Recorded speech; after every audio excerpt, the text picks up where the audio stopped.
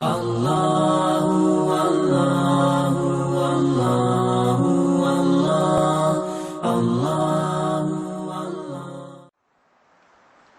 للہ وکفا وسلام علی عبادہ الذین اصطفى اما بعد اعوذ باللہ من الشیطان الرجیم بسم اللہ الرحمن الرحیم واما من خاف مقام ربہ ونہى النفس عن الہوى فإن الجنة هی المأوى سبحان ربک رب العزة عما یصفون وسلام علی المرسلین والحمد للہ رب العالمین اللہم صلی علی سیدنا محمد وعلی آل سیدنا محمد وبارک وسلم۔ ہر مومن کی یہ آرزو ہوتی ہے کہ میرا ایمان مکمل ہو۔ ایک حدیث مبارکہ میں نبی علیہ الصلوۃ والسلام نے بتلا دیا، راز کھول دیا کہ ایمان مکمل کیسے ہوتا ہے۔ فرمایا من احب للہ،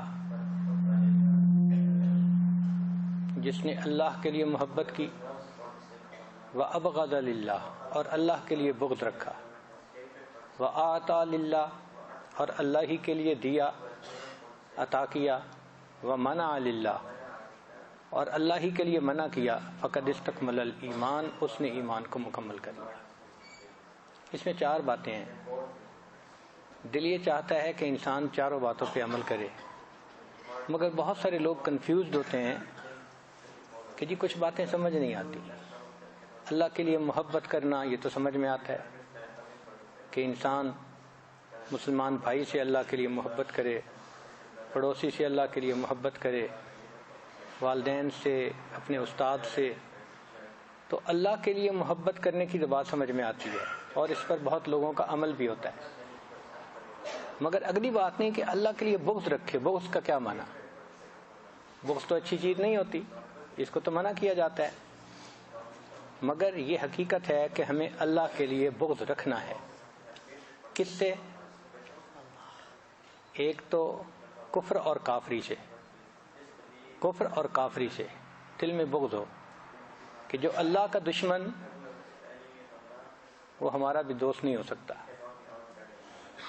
اور دوسرا یہ کہ شیطان ہمارا دشمن ہے، اس کی تصدیق اللہ تعالیٰ نے قرآن مجید میں فرما دی۔ ارشاد فرمایا ان الشیطان لکم عدو فاتخذوہ عدوا، شیطان تمہارا دشمن ہے، تم اسے دشمن ہی سمجھ کے رہو، دشمن بنا کے رکھو۔ تو جو شخص شیطان سے جتنا دشمنی کرے گا اتنا اللہ کو پیارا لگے گا۔ اس لیے فرمایا الم اعہد الیکم یا بنی آدم اللہ تعبدوا الشیطان، اے بنی آدم کیا ہم نے آج تم سے یہ عہد نہیں لیا تھا کہ تم شیطان کی عبادت نہیں کرو گے؟ انہ لکم عدو مبین، وہ تمہارا واضح کھلا دھلا دشمن ہے۔ وان اعبدونی، اور ایک میری ہی عبادت کرو گے، ھذا صراط مستقیم، یہ سیدھا راستہ ہے۔ تو شیطان سے دشمنی رکھنے کا ہمیں حکم دیا گیا۔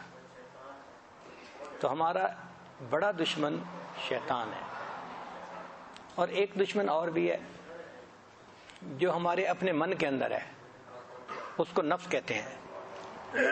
یہ ہے دوست نما دشمن، ظاہر میں دوست ہوتا ہے، حقیقت میں دشمنی کر رہا ہوتا ہے۔ ہم اس کو پالتے ہیں، وہ ہمیں جہنم میں دھکا دیتا ہے۔ یہ شیطان سے زیادہ بڑا دشمن ہے، یہ شیطان کا بھی گرو ہے، اس کو نفس کہتے ہیں۔ یہ اتنا خطرناک ہے کہ اس نے شیطان کو شیطان بنا دیا۔ دیکھیں جب شیطان کو کہا گیا کہ سجدہ کرو، اس نے سجدہ کرنے سے انکار کیا۔ اس وقت تو کوئی شیطان نہیں تھا جس نے اسے بہکایا ہو، تو کس نے اسے بہکایا؟ اس کے نفس نے اسے بہکایا۔ تو یہ عزازیل کو شیطان بنا دیا اس نے۔ یہ نفس ہمارے اندر ہے اور دوستی کے رنگ میں ہماری دشمنی کر رہا ہوتا ہے، اور ہم اس سے غافل ہوتے ہیں۔ کہتے ہیں کہ گھر کا بھیدی لنکا ڈھائے، جو اندر کا بھیدی ہوتا ہے نا وہ زیادہ نقصان دہ ہوتا ہے۔ یہ ہمارے اندر کا بھیدی ہے اور یہ زیادہ نقصان دیتا ہے. اس لیے قرآن مجید میں شیطان کے مکر کو ضعیف کہا گیا اور نفس کے مکر کو عظیم کہا گیا، بڑا ہے. اللہ تعالیٰ فرماتے ہیں ان کید الشیطان کان ضعیفا، شیطان کا مکر کمزور ہے. اور نفس کے بارے میں فرمایا ان کیدکن عظیم، اے عورتوں تمہارا مکر تو بہت بڑا ہے، جو کہ نفس شامل تھا. تو نفس شیطان سے زیادہ نقصان دہ ہے، ہم اسے دشمنی نہیں سمجھتے. ان دونوں سے دشمنی کرنا یہ ایمان کو مکمل کرنے کا ذریعہ ہے. تو جو فرمایا نا وَأَبْغَضَ لِلَّهِ، اللہ کے لیے بغض رکھے، تو ہم اللہ کے لیے بغض کس سے رکھیں؟ نفس اور شیطان کے ساتھ. نفس خواہشات سامنے لاتا رہتا ہے کہ تم اس پر عمل کرتے چلو، مزے کی زندگی گزرے گی. شیطان بھی گناہوں کے خیال دل میں ڈالتا چلا جاتا ہے کہ گناہ کرو دیکھی جائے گی. یہ دونوں دشمن ہیں، ان کو دشمن سمجھ کے رہنا اور ان کے ساتھ دشمنی کرنا، ان سے دل میں بغض رکھنا، یہ ایمان کے کامل ہونے کی دلیل ہے. جب تک ہمارا ان کے ساتھ یہ دشمنی کا معاملہ نہیں ہوگا ہم اللہ کے دوستوں میں شامل نہیں ہو سکتے. اللہ تعالیٰ کے دوستوں میں شامل ہونے کے لیے شیطان سے دشمنی کا ظاہر کرنا ضروری ہے. اس لیے حج قبول ہونے کے لیے رمی جمار کا عمل ضروری ہے. رمی جمار کیوں کروائی گئی؟ ثبوت مانگا گیا کہ تم عرفات میں آئے، مجھ سے محبت کا اظہار کیا، میرے دوستوں میں شامل ہونے کے لیے تیار ہو گئے. چلو ٹھیک ہے ہم تمہیں اپنا دوست بنا لیتے ہیں، لیکن جو میرا دشمن ہے ذرا اس سے بیزاری کا اظہار بھی تو کرو نا کہ تم مجھ سے بری ہو، تم اس سے محبت نہیں کرتے. چنانچہ پھر مینا میں بلا کے 3 دن شیطان کو کنکریاں مروائی گئی. وہ کنکریاں مارنا تو ایک ظاہر میں عمل ہے، اصل میں تو ایک سائن ہے، ایک علامت ہے کہ اے اللہ ہم آپ کی وجہ سے اس سے دشمنی رکھتے ہیں. اسی لیے جمرہ جو ہے جب شیطان کو کنکری ماری جاتی ہے تو اس کے بعد دعا قبول ہوتی ہے. اللہ کی شان کہ قبولیت دعا کا موقع ہوتا ہے. تو اللہ تعالیٰ چاہتے ہیں کہ تم میرے دوست بن کے رہو تو میرے دشمن کے دشمن بن کے رہو. یہ شیطان اللہ کا دشمن، ہم بھی اس کو اپنا دشمن سمجھ کے رکھیں. اور عجیب غلط فہمی یہ ہے کہ ہم شیطان کو نہ دشمن سمجھتے ہیں نہ اپنے نفس کو اپنا دشمن سمجھتے ہیں، ان کو اپنا دوست سمجھتے ہیں. اور اس غلط فہمی میں ہم گناہوں کی زندگی گزارتے پھر رہے ہیں. لہذا جو چاہے کہ مجھے اللہ کا قرب حاصل ہو وہ ہر وقت نفس اور شیطان کو اپنا دشمن سمجھے، ان سے محتاط رہے کہ کہیں یہ میرے اوپر وار نہ کر دیں. نفس اور شیطان ہے خنجر در بغل، وار ہونے کو ہے اے غافل سنبھل. پڑ نہ جائے دین و ایمان میں خلل، باز آ ہاں باز آ اے بے عمل. تو ہمیں ان سے بہت واچفل رہنا ہے، بہت محتاط رہنا ہے اور ان کی نہیں ماننی. جس بندے نے یہ فیصلہ دل میں کر لیا نا کہ میں نے نفس اور شیطان کی بات نہیں ماننی، سمجھ لیں کہ اس کا ایمان محفوظ ہو گیا. چنانچہ خواہشات کی پیروی کرنا یہ بہت بڑا گناہ ہے. اور جو خواہشات کی پیروی نہیں کرتا، خواہشات کو توڑتا ہے، اس کے بارے میں اللہ فرماتے ہیں وَأَمَّا مَنْ خَافَ مَقَامَ رَبِّهِ، اور جو اپنے رب کے سامنے کھڑے ہونے سے ڈر گیا، وَنَهَى النَّفْسَ عَنِ الْهَوَىٰ، اور اس نے اپنے نفس کو خواہشات میں پڑنے سے روک لیا، فَإِنَّ الْجَنَّةَ هِيَ الْمَأْوَىٰ، پس جنت اس بندے کا ٹھکانہ ہے. تو نفس کی خواہشات کو توڑنے پر اور روکنے پر جنت کا وعدہ ہے. ہم اپنے دل میں ذرا جھانک کے دیکھیں کہ ہم نفس کی خواہشات کو توڑتے ہیں یا پورا کرتے ہیں. آپ اس نتیجے پر پہنچیں گے کہ ہم تو ہر خواہش کو پورا کرنے کی کوشش کرتے ہیں. کوئی بھی تھوڑی سی ٹیمپٹیشن ہوتی ہے تو بس ہمارا وضو ٹوٹ جاتا ہے. ہم بہت کمزور ہیں اس معاملے میں. تو آج کی اس مجلس کا بنیادی مقصد یہ ہے کہ ہم اپنے اصلی دشمنوں کو پہچانیں. لوگ کہتے ہیں جی فلاں رشتہ دار دشمن ہے، پڑوسی دشمن ہے. بھئی ہمارا کوئی دشمن نہیں ہے. اصل ہمارے دشمن 2 ہی ہیں، ایک باہر کا ہے ایک اندر کا ہے. باہر کا شیطان اور اندر کا نفس، بس یہ دشمن ہے. ایک بزرگ تھے تو پڑوسی کچھ ان کی مخالفت کرتا تھا. ایک دن اس نے بہت الٹی سیدھی باتیں کر دی تو ایک آدمی نے آ کے کہا جی فلاں بندے نے تو آپ کے خلاف بہت باتیں کی ہیں. کہنے لگے بھئی میں 2 دشمنوں سے نمٹنے میں مشغول ہوں, فارغ ہو کے پھر میں اس سے بھی نمٹ لوں گا. تو وہ بڑا حیران ہوا, اچھا ایک کا تو مجھے پتا ہے کہ اس نے ان کے خلاف باتیں کی, اور 2 کون سے ہیں؟ تو وہ کہنے لگا کہ حضرت کن 2 سے آپ نمٹ رہے ہیں؟ فرمایا نفس اور شیطان سے.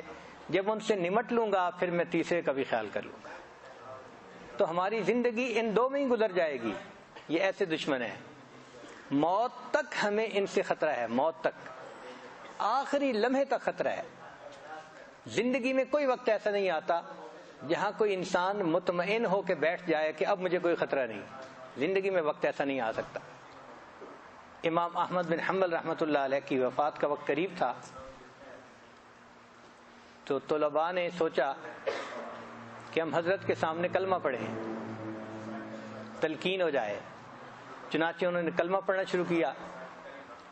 حضرت پڑھتے لا پھر خاموش, پھر پڑھتے لا پھر خاموش. طلباء حیران کہ پورا کلمہ کیوں نہیں پڑھ رہے. اللہ کی شان کی طبیعت تھوڑا سنبھل گئی. طلباء نے پوچھا کہ حضرت ہم تو پورا کلمہ پڑھ رہے تھے, آپ صرف لا کا لفظ بول رہے تھے.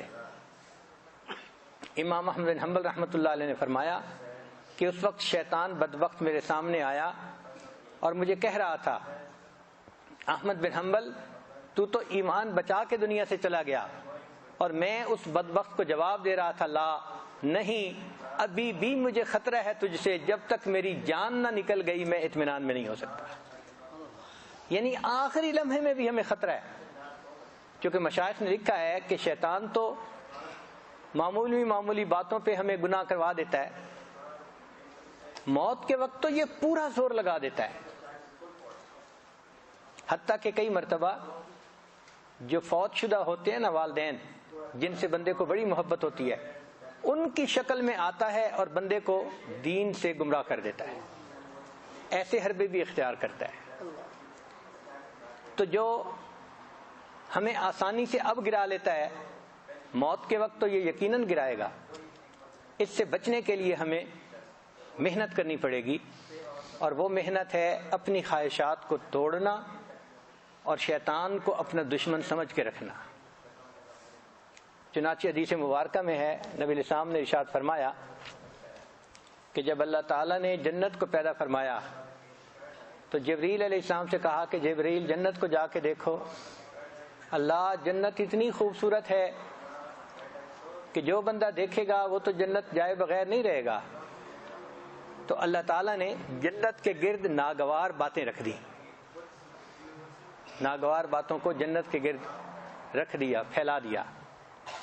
جبرائیل اب جا کے دیکھو, اللہ جنت جانا اتنا مشکل کہ کوئی قسمت والا ہی جنت جائے گا. پھر اللہ تعالیٰ نے جہنم کو پیدا فرمایا, جبرائیل دیکھو جا کے, اے اللہ اتنی آگ ہے, ایسی جگہ ہے کہ کوئی بندہ بھی نہیں وہاں جائے گا. اللہ تعالیٰ نے جہنم کے ارد گرد خواہشات کو ڈال دیا, لذتوں کو ڈال دیا.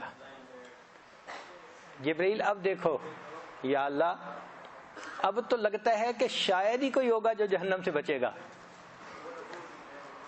تو جہنم میں جانے کا راستہ خواہشات کی اتباع والا راستہ ہے, اور جنت میں جانے کا راستہ خواہشات کو توڑنے کا راستہ ہے.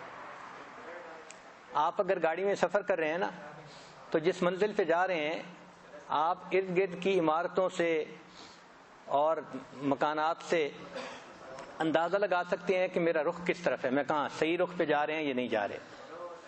آج بھی آپ دیکھنا چاہیں کہ میں جنت میں جا رہا ہوں یا جہنم میں, تو اس کی پہچان بہت آسان ہے.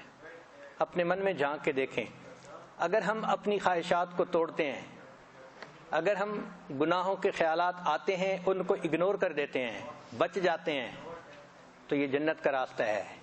کیوں کہ یہ ناگواری ہے, طبیعت کے اوپر ناگواری ہوتی ہے, مشکل ہوتی ہے. اگر ہم اپنی غیر محرم سے نظر بچاتے ہیں, جھوٹ بولنے کا موقع ہوتا ہے, ہم سچ بولتے ہیں, تو یہ علامت ہے کہ ہم جنت کے راستے پہ چل رہے ہیں. اور اگر ہم اپنی ہر خواہش کو پورا کرتے ہیں, گناہ کا ذرا سا موقع آیا ہمارا وضو ٹوٹ گیا تو اس کا مطلب کہ ہم جہنم کے راستے پہ جا رہے ہیں۔ اب ایک آدمی جہنم کے راستے پہ جا رہا ہو اور خوش فہمی میں رہے کہ جی میں جنت چلا جاؤں گا، تو یہ تو بیوقوفی کی بات ہے نا۔ اس لیے اپنی خواہشات کو توڑنا۔ اچھا، خواہشات کو توڑنے سے کیا مراد؟ یہ نہیں ہے کہ انسان ٹھنڈا پانی نہ پیے، رات کو نہ سوئے، بیوی سے ملاقات نہ کرے، اس سے یہ مراد نہیں ہے۔ جو خلاف شرع خواہشات ہوتی ہیں ہماری، ان کو توڑنا۔ ٹھنڈا پانی پیے، اللہ کا شکر ادا کرے۔ اللہ نے خوبصورت بیوی دی ہے دل میں گھر کرنے والی، اس کے ساتھ وقت گزارے، اللہ کا شکر ادا کرے۔ نرم بستر ملے ہیں، اس پہ آرام کرے، مگر اٹھ کے تہجد بھی پڑھے، تو ان نعمتوں کا شکر ادا کرے۔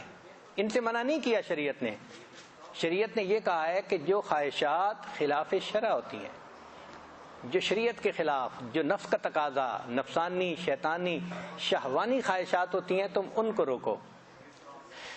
تو پھر یہ کام تو اتنا مشکل نہیں نہ رہا، آسان ہے۔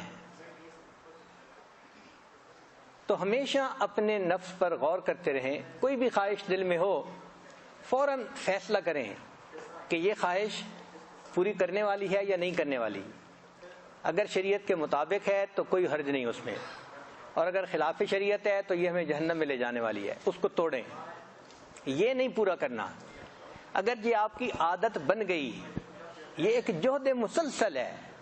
مومن ہر وقت جہد کی حالت میں ہوتا ہے، ہر وقت کوئی لمحہ خالی نہیں ہوتا۔ ایک مستقل اس کی جنگ چل رہی ہوتی ہے اپنے من کے اندر، کہ شیطان ایک سے ایک گناہ کا خیال ڈال رہا ہوتا ہے اور مومن اس خیال کی نفی کر رہا ہوتا ہے۔ مومن اس خواہش کو اللہ کے لیے توڑ رہا ہوتا ہے۔ اس لیے نبی علیہ الصلوۃ والسلام سے پوچھا گیا، اے اللہ کے حبیب صلی اللہ علیہ وسلم، سب سے افضل جہاد کون ہے، کون سا ہے؟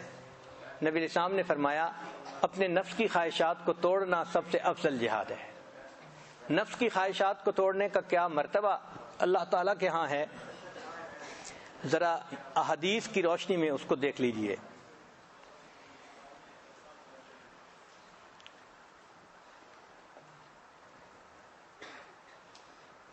نبی علیہ السلام نے ارشاد فرمایا، جفت الجنت بالمکارۃ، حفت الجنت بالمکارۃ وحفت النار بالشہوات، کہ جنت کو ناگوار چیزوں کے ذریعے سے گھیر دیا گیا۔ اب جو جنت جانا چاہتا ہے ان ناگوار چیزوں سے گزر کے جانا پڑے گا، اور وہ ناگوار کیا ہیں؟ اپنی خواہشات کو توڑنا۔ اور جہنم کے گرد شہوات کو رکھ دیا گیا، تو جو بندہ اپنی شہوات کو پورا کرے گا وہ جہنم کے قریب سے قریب تر ہوتا چلا جائے گا۔ نبی علیہ السلام نے ارشاد فرمایا، لا یؤمن احدکم حتی یکون ہواہ تبعا لما جئت بہ، تم میں سے کوئی اس وقت تک ایمان والا نہیں ہو سکتا جب تک کہ وہ اپنی خواہشات کو تابع نہ کر دے اس تعلیم کے جو میں لے کر آیا ہوں۔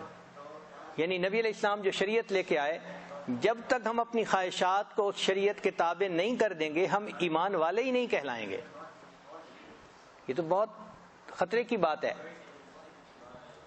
تو آپ سوچیں، ایسے زندگی کے لمحے ہمارے بھی گزرے ہیں کہ جب ہم ایمان سے خالی تھے، جب ہم مومن نہیں تھے اس وقت۔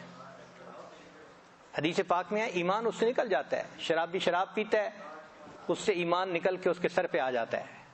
چور چوری کرتا ہے، اس حالت میں شیطان اس کا ایمان اس کے دل سے نکل جاتا ہے۔ تو یہ ایسے گناہ ہیں کہ جن کے کرنے کے وقت میں گویا مومن کے دل میں ایمان نہیں ہوتا اس وقت۔ تو یہ تو خطرے کی بات ہے۔ ہم اس وقت ایمان والے کہلائیں گے جب ہماری خواہشات شریعت کے بالکل تابع ہو جائیں گی۔ نبی علیہ السلام نے ارشاد فرمایا، اخوف ما اخاف علیکم شہوات الغی فی بطونکم وفروجکم ومضلات الہوا، کہ جس چیز کا مجھے تم پر سب سے زیادہ ڈر اور خوف ہے نا، وہ ہیں وہ غلط خواہشات جو تمہارے پیٹ سے تعلق رکھتی ہیں، اور وہ خواہشات جو تمہارے شرمگاہ سے تعلق رکھتی ہیں۔ پیٹ اور شرمگاہ کی جو غلط خواہشات ہیں، ان کے بارے میں فرمایا کہ مجھے اس کا بہت ڈر ہے، اور یہ کہ تم اپنی خواہشات کی پیروی کرو گے۔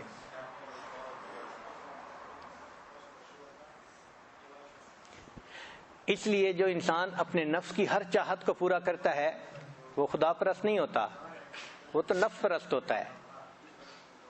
خدا پرستی الگ چیز ہے، نفس پرستی الگ چیز ہے۔ زر پرست، زن پرست، نفس پرست، یہ سب کی سب بت پرستی ہی کی اقسام ہیں، خدا پرستی کوئی اور چیز ہے۔ تو ایسا تو نہیں کہ اللہ کے ہاں ہمارا نام بت پرستوں میں لکھا ہوا۔ دنیا میں جتنا نفس کی پوجا کی گئی اتنی کسی اور بت کی پوجا نہیں کی گئی۔ چنانچہ حدیث پاک میں ہے ما تحت ظل السماء الہ یعبد اعظم عند اللہ من ہوى متبع، کہ آسمان کے نیچے خواہشات کی پیروی کرنے سے زیادہ بڑا بت اور کوئی نہیں ہے۔ سب سے بڑا بت انسان کا نفس ہے، انسان کی خواہشات ہیں، اور ہم اس کی پوجا کرتے ہیں اور ہم اس کا احساس بھی نہیں کرتے، بلکہ ہم کہتے ہیں جی ہم کرنا تو وہ ہے جو میری مرضی میں آئے گا۔ بھئی کلمہ پڑھنے کے بعد مرضی ہماری کہاں گئی؟ ختم ہو گئی۔ مرضی تو اب اللہ کی چلے گی، ہماری نہیں چلے گی۔ نبی الاسلام نے ارشاد فرمایا ثلاث مہلکات، تین چیزیں ہلاک کر دینے والی ہیں، یعنی جہنم پہنچانے والی ہیں۔ شح مطاع، ایسا لالچ یعنی ایسا بخل کہ انسان جس کی پیروی کرے۔ حوى متبع، ایسی خواہشات کہ انسان اس کے پیچھے لگ پڑے۔ وإعجاب المرء بنفسه، اور بندے کے اندر اگر عجب ہو نا، میں ہو، خود پسندی ہو، تو یہ خود پسندی بھی جہنم میں پہنچاتی ہے۔ اپنے آپ کو نیک سمجھنا، دوسروں سے اچھا سمجھنا، یہ چیز اللہ تعالیٰ کو بہت ناپسند ہے۔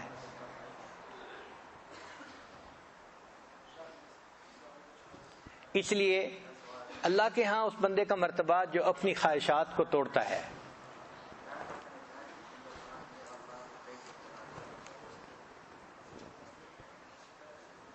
سلیمان علیہ السلام کا قول ہے الغالب لہواہ اشد من الذی یفتح المدینۃ وحدہ، کہ جس بندے نے اپنی خواہشات کو قابو میں کر لیا یہ اس بندے سے بھی زیادہ اعلیٰ ہے جس اکیلے بندے نے پورے شہر کو فتح کر لیا۔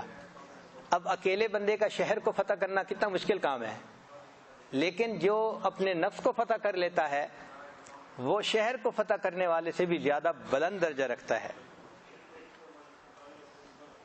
ایک بزرگ تھے، اللہ نے ان کو ہوا میں اڑنے کی کرامت عطا فرمائی تھی، جیسے سلیمان علیہ السلام کو اللہ نے معجزہ عطا فرمایا تھا کہ وہ اپنے تخت پہ بیٹھتے تھے اور تخت کو ہوا اڑا کے لے جاتی تھی۔ چنانچہ کسی نے ان کو ہوا میں اڑتے ہوئے دیکھا تو اس نے سوال پوچھا کہ آپ کو ہوا میں اڑنے کی یہ فضیلت کیسے نصیب ہوئی؟ انہوں نے جواب میں کہا ترکت الہوا، میں نے اپنی خواہشات کو چھوڑ دیا، فادخلت فی الہوا، اور میں ہوا کے اندر اڑنے کی فضیلت پا گیا۔ تو جو خواہشات کو توڑ دیتا ہے اللہ تعالیٰ پھر ہوا میں اڑنے کی توفیق بھی عطا فرما دیتے ہیں، ایسی کرامات بھی عطا فرما دیتے ہیں۔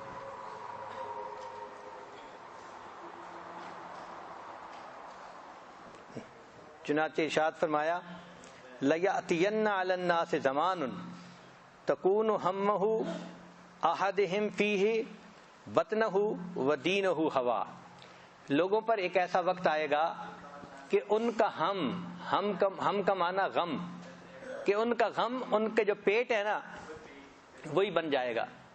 اب آج دیکھ لیں ہم صبح سے لے کے شام تک پیٹ کے لیے کام کر رہے ہوتے ہیں، کاروبار کرتے ہیں، دفتر جاتے ہیں، مقصود کیا ہوتا ہے؟ پیٹ ہی ہوتا ہے۔ پلاننگ کرتے ہیں تو اسی کی، دفتر کے یہ کام سمیٹنے ہیں، بزنس کے یہ کام سمیٹنے ہیں، صبح سے لے کے شام تک ہماری یہ فکر ہوتی ہے۔ تو گویا ہماری فکر ہی پیٹ ہی سے متعلق رہتی ہے، اور دین اس کا خواہشات کی پیروی بن جاتا ہے۔ ایک بزرگ فرمایا کرتے تھے داؤ کا ہوا کا، کہ تیری خواہشات تیری بیماری ہیں، و دواؤ کا ترک ہوا کا، اور اس کی دوا خواہشات کو ترک کرنا ہے۔ تو خواہشات کو چھوڑ دینا، توڑ دینا، روک لینا، یہ ہمارے پرواز کرنے کا ذریعہ ہے۔ اس بات کو آج کی محفل میں ہم نے سمجھنا ہے کہ ہم نے پہلے تو اس کو سیریس نہیں لیا، اب اس کو سیریس لینا ہے، اور جو بھی خواہش ایسی آئے اس خواہش کو ہم نے توڑنا ہے۔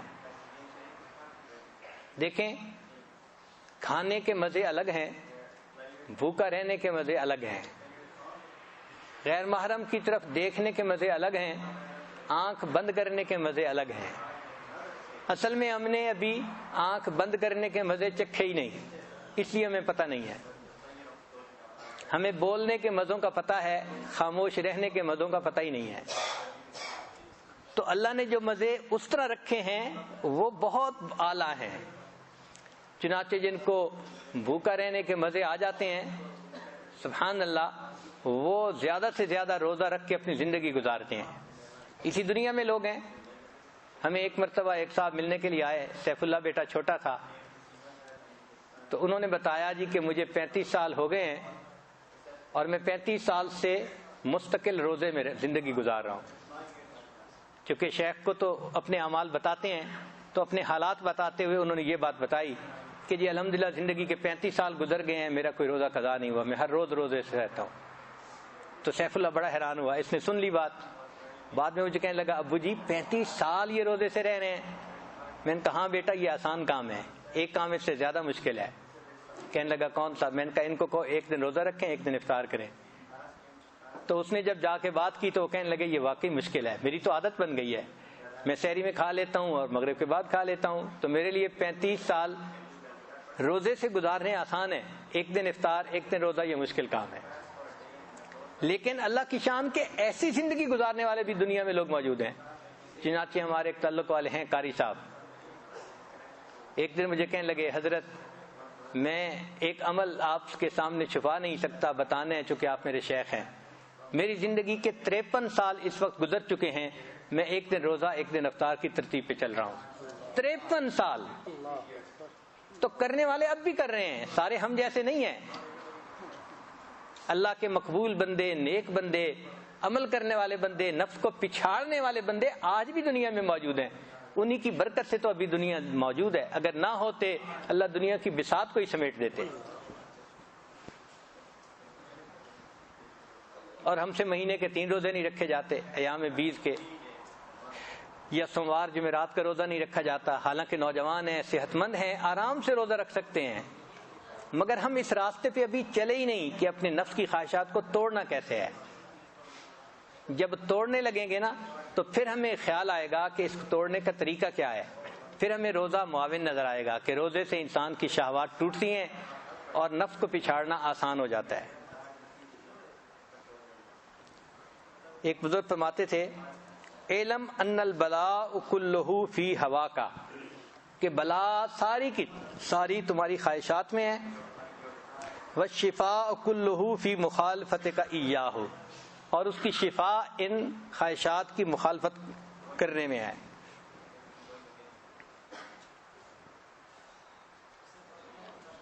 حجاج بن یوسف کا ایک قول ہے الکفر فی اربعۃ اشیاء، 4 چیزیں کفر تک پہنچا دیتی ہیں، 4 چیزیں انسان کو کفر تک پہنچا دیتی ہیں۔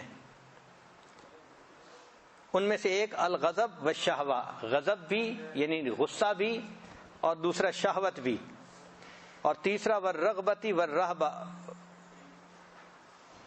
رغبت کہتے ہیں کہ کسی کو بہلانا پھسلانا، اور رہبہ کہتے ہیں ڈرانا کسی کو، تو ڈرانے دھمکانے سے بھی انسان کفر میں چلا جاتا ہے۔ آپ اچھی طرح جانتے ہیں کہ اس وقت کتنے لوگ ہیں جن کو کفر کی طرف کھینچا جاتا ہے، ان کو مالی فائدے دے کے، ان کو ویزے دے کے، ان کو اور اس طرح کی رغبتیں دے کے، اور لوگ اس کی خاطر اپنے دین سے ایک طرف ہو جاتے ہیں، اور کئیوں کو ڈرا دھمکا کے ان سے کام نکلوایا جاتا ہے۔ تو 4 چیزیں ہیں جو کفر تک پہنچاتی ہیں۔ ثم قال، پھر اس نے یہ کہا رأیت من حسنتین، ان میں سے 2 چیزوں کا میں نے خود تجربہ بھی کیا، غضب کا کہ رجلا غضبا فقتل امہ، ایک نوجوان تھا وہ غصے میں آ گیا اور اس نے اپنی ماں کو ہی قتل کر دیا۔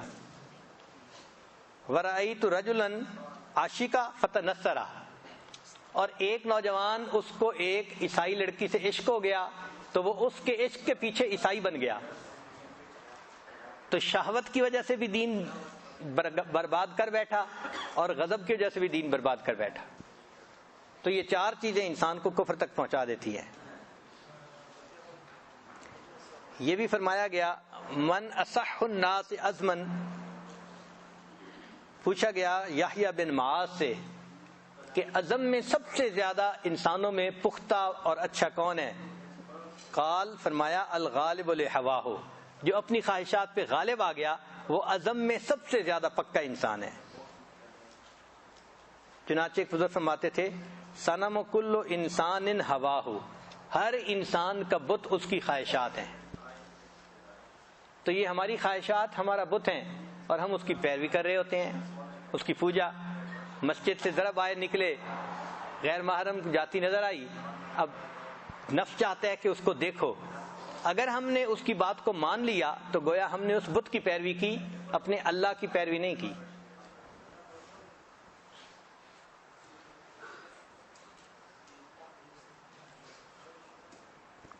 بشر بن حارث فرمایا کرتے تھے لا تجد حلاوت العبادت حتی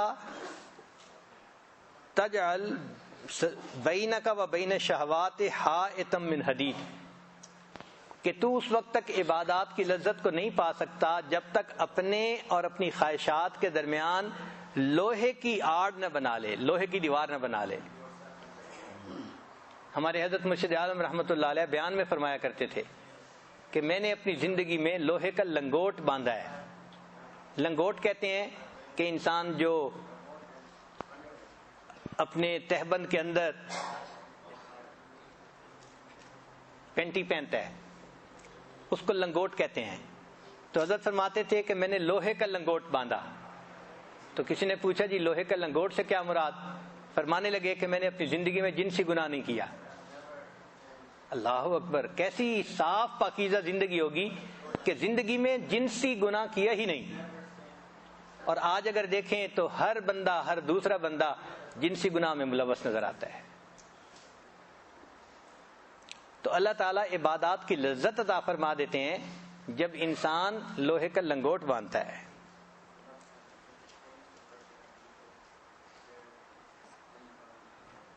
ابراہیم بن ادم رحمۃ اللہ علیہ فرمایا کرتے تھے اضعف الخلق من ضعف عن رد شہواتہ،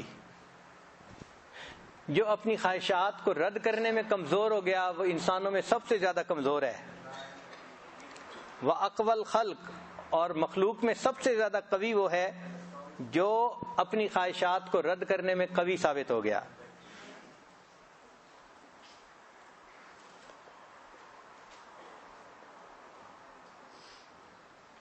چنانچہ بعض حکماء نے کہا ہے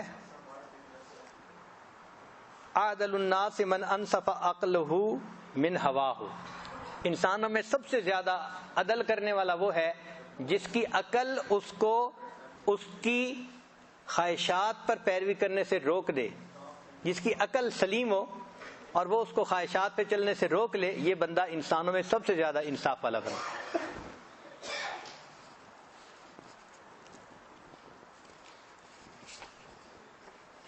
نبی علیہ السلام نے ارشاد فرمایا الکیس من دان نفسہ، عقل مند وہ ہے، عقل مند انسان کون ہے؟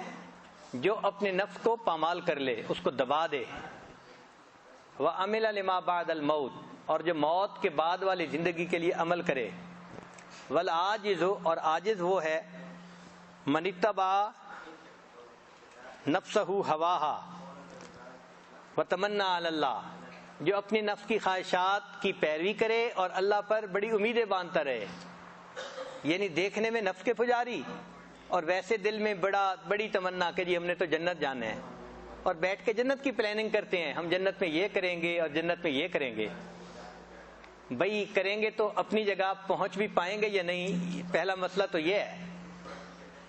تو انسان کو کئی مرتبہ شیطان دھوکہ دیتا ہے کہ تم نے تو جنت جانا ہی جانا ہے.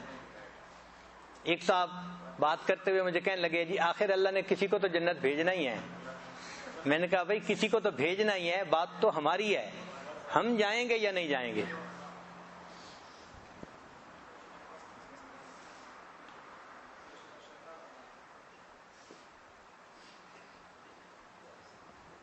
فرمایا الا یا رب شہوت ساعۃ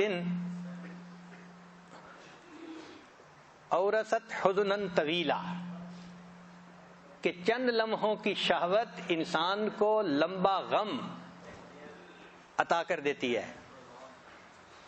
اور واقعی جو لوگ شہوات کے پیچھے پڑتے ہیں اس دنیا میں بھی ان کو پریشانیاں ملتی ہیں، اور آخرت کی پریشانیاں تو انتظار کر ہی رہی ہوتی ہیں۔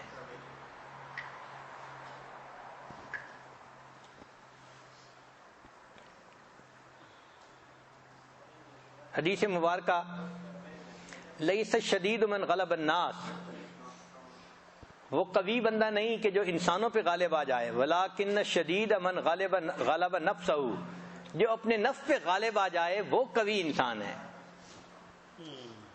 نبی علیہ السلام سے پوچھا گیا وما جہاد الاکبر یا رسول اللہ، اے اللہ کے حبیب صلی اللہ علیہ وسلم بڑا جہاد کون سا ہے؟ قال، نبی علیہ السلام نے فرمایا مجاہدۃ العبد ہواہ، کہ بندہ اپنے نفس کے ساتھ مجاہدہ کرے شریعت پر عمل کی خاطر۔ یہ بھی تو مجاہدہ ہوتا ہے نا، کہ طبیعت چاہتی ہے کہ انسان سویا رہے، میٹھی نیند آ رہی ہے اور انسان تہجد کے لیے اٹھے، فجر کے لیے اٹھے، تو یہ خواہشات کے خلاف کرنے والی بات ہوئی نا۔ تو ایسا کرنے والا وہ بڑا مجاہد ہوتا ہے۔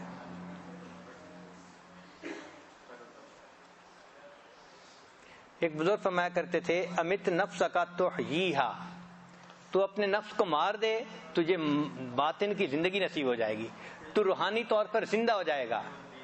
تو اگر ہم نفس کو زندہ رکھیں گے تو ہمارا دل مرا ہوا ہوگا، اور اگر نفس کو مار دیں گے تو دل زندہ ہو جائے گا۔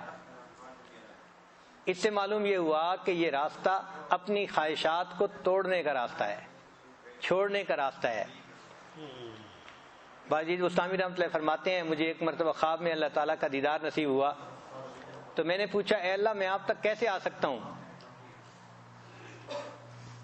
تو فرمایا کہ باجید تو اپنا ایک قدم نفس پہ رکھ لے، تیرا دوسرا قدم جنت میں پہنچے گا۔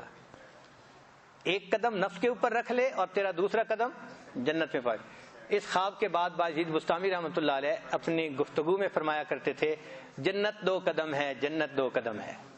تو کسی نے پوچھا کہ حضرت جنت 2 قدم ہے کا کیا معنی؟ فرمایا ایک قدم نفس پہ رکھو، دوسرا قدم جنت میں جائے گا۔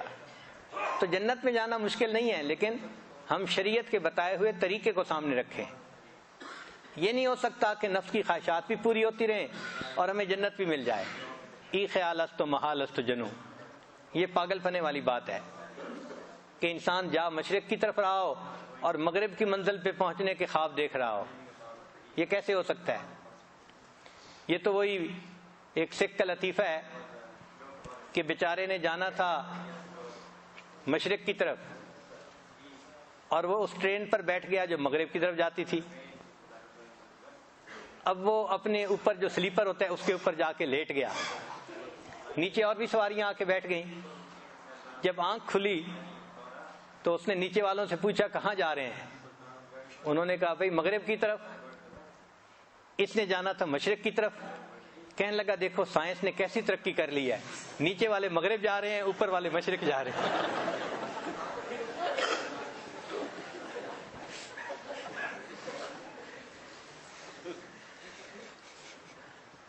تو کہیں ہمارا بھی معاملہ ایسا نہ ہو کہ ہم نفس کی خواہشات کو پورا کریں اور اپنے دل کو سمجھا رہے ہوں کہ نہیں ہم تو جنت کے راستے پہ جا رہے ہیں۔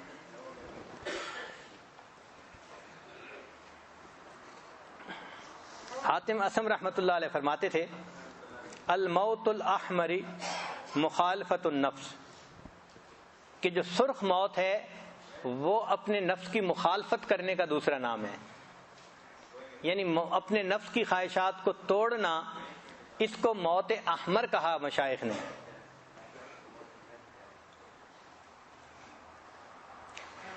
حدیث مبارکہ میں ہے نظر الرجل الی محاسن المرأة سہم مسموم من سہام ابلیس، کہ ایک بندے کی نظر غیر محرم اجنبی عورت کی طرف وہ شیطان کے زہریلے تیروں میں سے ایک تیر ہوتا ہے۔ یورث الشہوۃ فی القلب، اس سے قلب کے اندر شہوت پیدا ہوتی ہے۔ امام ربانی مجدد الثانی رحمۃ اللہ علیہ سمجھاتے ہیں فرماتے ہیں آنکھ دیکھتی ہے، دل طلب کرتا ہے. آنکھ دیکھتی ہے، دل طلب کرتا ہے، شرمگاہ اس کو پورا کر دیتی ہے. ایک فکرے میں پوری بات سمجھا دی. آنکھ دیکھتی ہے، دل تمنا کرتا ہے، شرمگاہ اس کو پورا کر دیتی ہے. جو بندہ اپنی نظر کی حفاظت نہیں کر سکتا وہ اپنی شرمگاہ کی حفاظت نہیں کر سکتا، اور جو پاک دامنی کی زندگی گزارنے والے بندے ہیں وہ اپنی نگاہ کی حفاظت کرتے ہیں.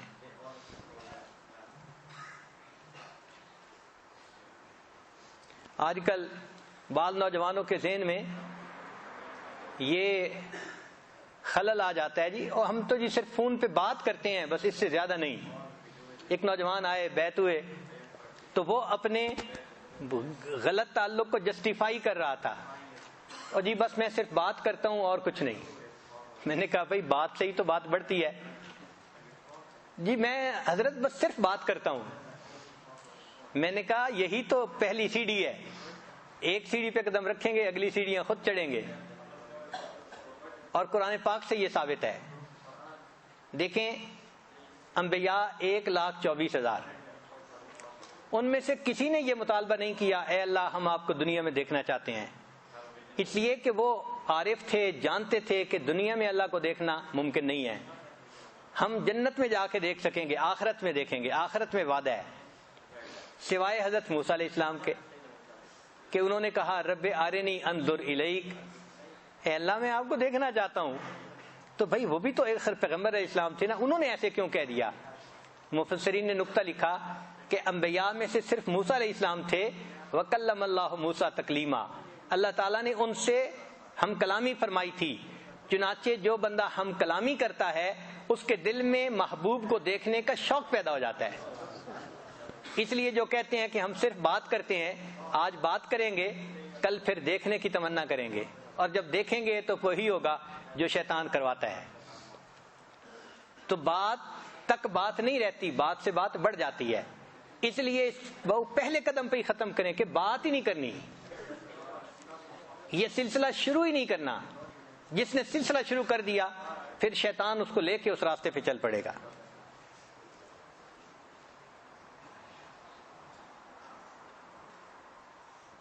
نبی علیہ السلام نے فرمایا اکفلوا لی بستن، مجھے 6 چیزوں کی ضمانت دے دو، اکفل لکم بالجنہ، میں تمہیں جنت کی ضمانت دیتا ہوں. اذا حدث احدکم فلا یکذب، جب تم میں سے کوئی بندہ بات کرے تو جھوٹ نہ بولے. واذا اؤتمن فلا یخن، اور جب اس کو امانت دی جائے تو اس میں خیانت نہ کرے. وَإِذَا وَعَدَ فَلَا يَخْلِفْ، اور جب وعدہ کرے تو اس کی خلاف ورزی نہ کرے.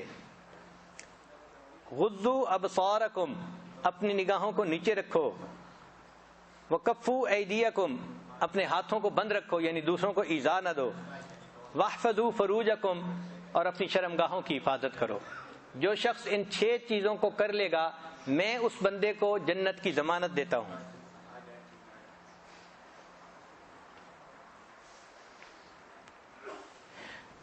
جو بندہ اپنے نفس کے خلاف کرتا ہے تو اللہ تعالیٰ پھر اس کو ریوارڈ بھی دیتے ہیں، اجر بھی دیتے ہیں.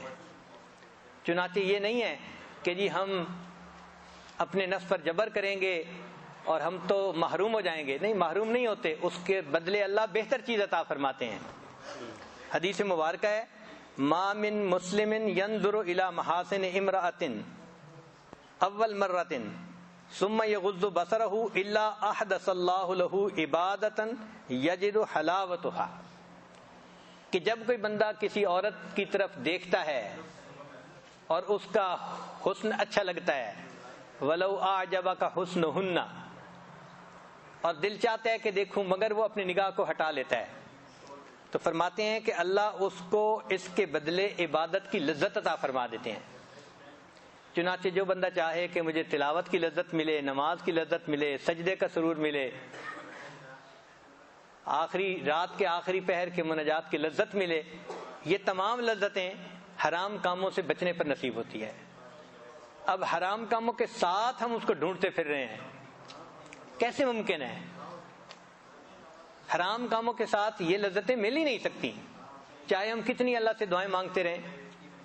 اس کی مثال تو وہی ہو گئی کہ ایک آدمی کمرے میں سوئی ڈھونڈ رہا تھا، تو دوسرے نے کہا کہ بھائی چلو میں تمہاری مدد کر دیتا ہوں۔ اس نے بھی اس کے ساتھ پورے کمرے میں سوئی تلاش کی، کہیں نظر ہی نہیں آئی۔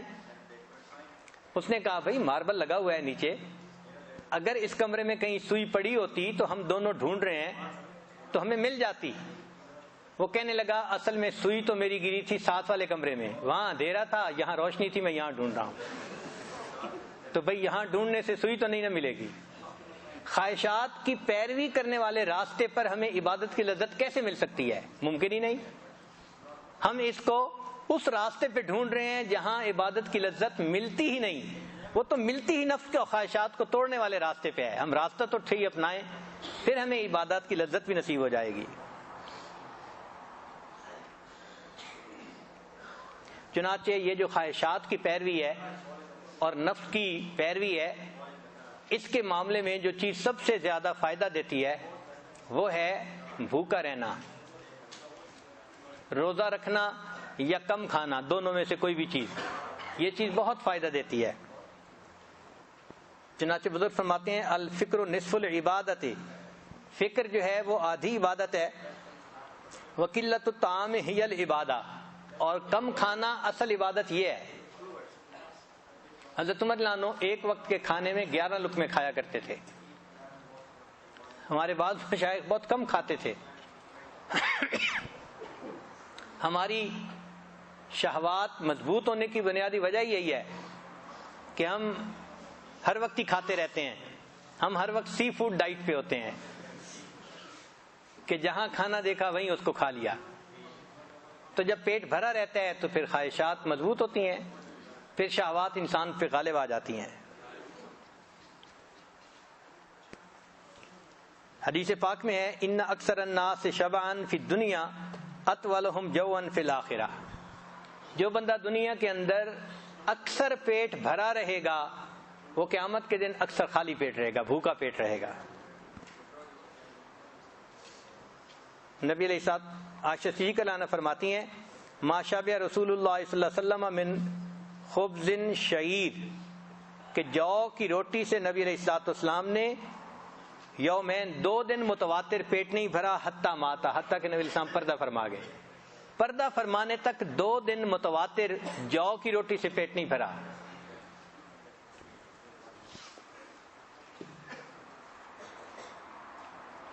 ایک حدیث مبارکہ ہے لا تمیت القلوب بکثرت الطعام والشراب، زیادہ کھانے اور پینے سے دلوں کو مردہ مت کرو۔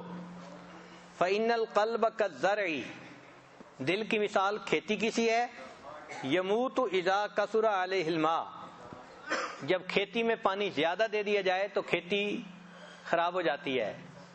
جو لوگ کھیتی باڑی سے تعلق رکھتے ہیں وہ اس کا تجربہ کر لیتے ہیں کہ اگر پانی زیادہ کھیت میں دے دیا جائے تو کھیتی خراب ہو جاتی ہے، فصل خراب ہو جاتی ہے، اور جڑیں گل جاتی ہیں اور پودے مر جاتے ہیں۔ تو جس طرح زیادہ پانی دینے سے پودے مر جاتے ہیں، زیادہ کھانے پینے سے انسان کا دل مر جاتا ہے۔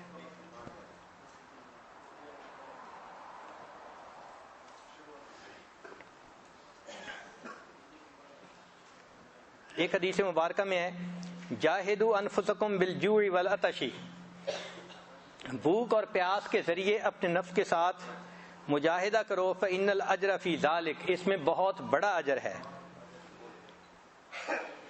ایک حدیث مبارکہ ہے من شبع ونام قسا قلبہ، جو کھائے اور سو جائے اس بندے کا دل سخت ہو جاتا ہے۔ بس دنیا میں 2 ہی کام ہوتے ہیں، کھانا پینا اور سو جانا۔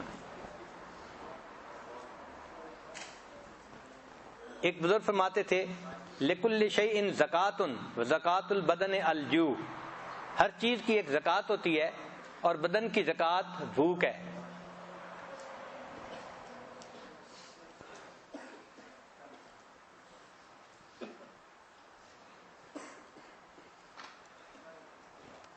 ایک حدیث مبارکہ میں ہے احیوا قلوبکم بقلۃ الضحک وقلۃ الشبع، کہ تھوڑا ہنسنے سے اور تھوڑا پیٹ بھرنے سے تم اپنے دلوں کو زندہ کر لو، وطہروها بالجوع، اور بھوک کے ذریعے سے اپنے دلوں کو پاکیزہ کر لو۔ تو اگر ہم اپنے دلوں کو پاکیزہ کرنا چاہتے ہیں تو ہمیں بھوک کے مزے لینے پڑیں گے. چنانچہ بعض صحابہ فرماتے تھے کہ ہمیں گرمیوں کا موسم اس لیے اچھا لگتا تھا کہ ہم روزہ رکھتے تھے اور ہمیں روزے کی حالت میں جہاد کرنے کا مزہ آتا تھا.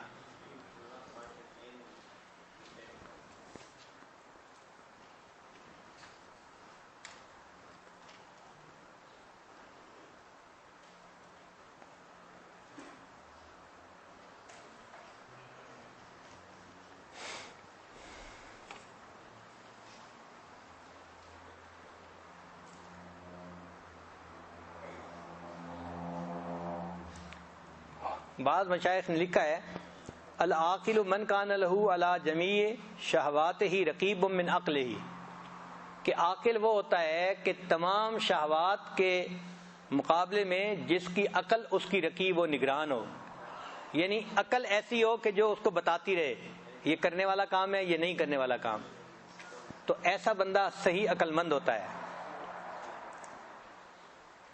چنانچہ جو بندہ اپنے دل کو صاف کرنا چاہے اور اللہ تعالیٰ سے بصیرت حاصل کرنا چاہے اس کو بھوکا رہنا پڑے گا. بھوکا رہنے سے انسان کو عبادت میں لذت ملتی ہے اور ذکر کی تاثیر نصیب ہوتی ہے. حضرت جنید بغدادی رحمۃ اللہ فرماتے تھے بعض لوگ اپنے اور اپنے سینے کے درمیان کھانے کی آڑ رکھتے ہیں پھر بھی مناجات کی مٹھاس حاصل کرنا چاہتے ہیں، یعنی اگر پیٹ بھرا رہے گا تو مناجات کی لذت نصیب نہیں ہوگی. بھوکا رہنے سے تواضع اور انکساری نصیب ہوتی ہے. نبی علیہ السلام نے دعا مانگی اے اللہ میں چاہتا ہوں کہ اجوع یومن و اشبع یوما، ایک دن میں بھوکا رہوں اور ایک دن میں پیٹ بھر کر کھاؤں. فاذا جعت صبرت، جس دن میں بھوکا رہوں اس دن صبر کروں. وتضرعت، اور اس دن میں آپ کے سامنے گڑ گڑاؤں. واذا شبعت، اور جس دن میں پیٹ بھرا رہوں شکرت، اس دن میں آپ کا شکر ادا کروں. پھر جو بندہ بھوکا رہتا ہے اس بندے کو عذاب یاد رہتا ہے. بھوکا رہنے کی یہ صفت ہے اور اسے غریبوں کے ساتھ ہمدردی پیدا ہو جاتی ہے. کہتے ہیں کہ حضرت یوسف علیہ السلام کثرت سے بھوکا رہتے تھے.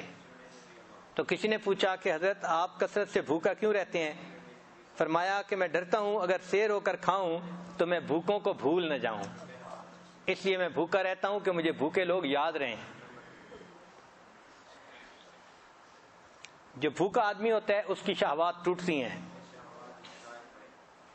شہوت کلام اور شہوت فرج سے وہ بچ جاتا ہے.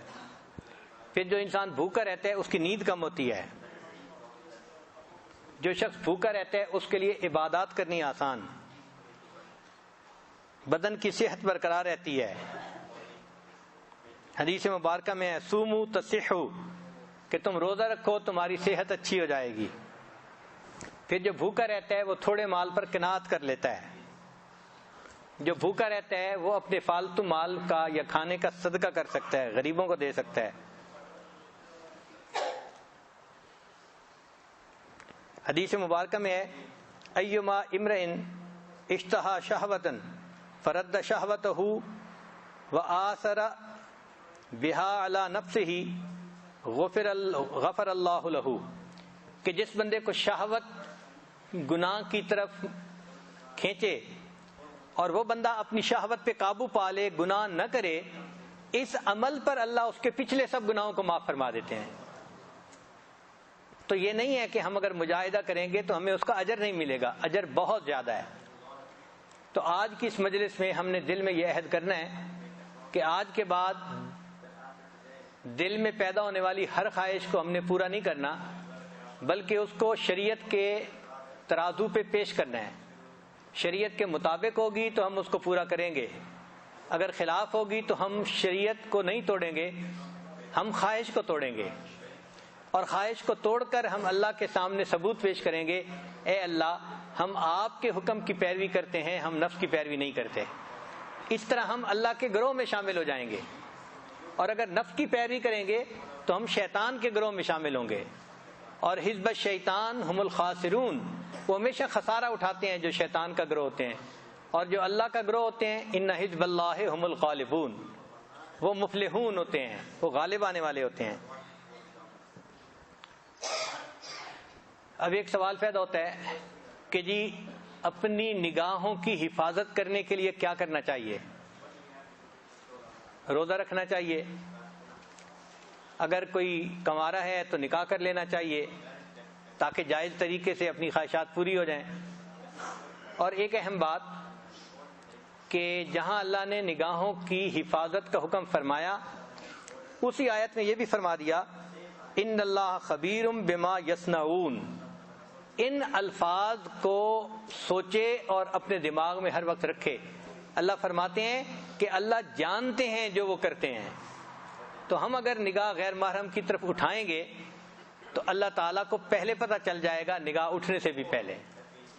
مشائخ نے کہا کہ آدمی غیر محرم کی طرف نگاہ بعد میں اٹھاتا ہے، اس سے پہلے اللہ کی نگاہ اس بندے کے چہرے پہ پڑ رہی ہوتی ہے کہ یہ کر کے آ رہا ہے۔ تو ہم اگر غیر محرم کو دیکھیں گے تو اس وقت اللہ تعالیٰ ہمیں بھی دیکھ رہے ہوں گے، تو ہم اللہ کے دوستوں میں کیسے شامل ہو جائیں گے؟ یہ جو شہوت ہے نا، اس کی مثال آگ کی مانند ہے، اور یہ جہنم کی آگ کا حصہ سمجھ لیں۔ اس لیے جو دنیا میں اس آگ کو پورا کرتا پھرے گا وہ جہنم کی آگ میں ڈالا جائے گا۔ اور یہ جہنم کی آگ کیسے بجھے گی؟ یہ نور سے بجھتی ہے۔ حدیث پاک میں ہے اللہ تعالیٰ جہنم میں بندوں کو ڈالیں گے اور جہنم کہتی رہے گی کہ حل میں مزید، حل میں مزید۔ ایک ایسا وقت آئے گا کہ اللہ تعالیٰ اپنی یعنی ٹانگ کو اس کی طرف کریں گے، ساق کو اس کی طرف کریں گے۔ جب کریں گے تو یہ ساری کی ساری جہنم کی آگ، یعنی اس وقت جہنم کی آگ ٹھنڈی پڑ جائے گی، بجھ جائے گی۔ تو محدثین نے لکھا ہے کہ اصل میں اللہ تعالیٰ کا نور جہنم کی آگ کو بجھائے گا۔ تو نور میں یہ صفت ہے، وہ نار کو بجھا دیتا ہے۔ اب حضرت ابراہیم علیہ السلام کے قلب میں وہ نور تھا، ان کو نار کے اندر 40 دن کے لیے ڈالا گیا تھا اور آگ نے ان کو نقصان نہیں پہنچایا تھا۔ نقصان کیوں نہیں پہنچا تھا؟ دل میں نور تھا ان کے۔ اور حدیث پاک میں ہے کہ قیامت کے دن مومن جب جہنم کے اوپر سے پل صراط سے گزرنے لگیں گے تو جہنم کہے گی جز یا مومن فإن نورک تطفئ ناری، اے مومن جلدی گزر جا، تیرے دل کے نور نے تو میری آگ کو ہی بجھا دیا، ٹھنڈا کر دیا۔ تو اگر شہوت کی آگ کو ہم ٹھنڈا کرنا چاہتے ہیں تو اس کا ایک ہی حل ہے کہ ہم اپنے دل کو نور سے بھر لیں۔ جب دل میں نور آ جائے گا پھر شہوت کی آگ ٹھنڈی پڑ جائے گی۔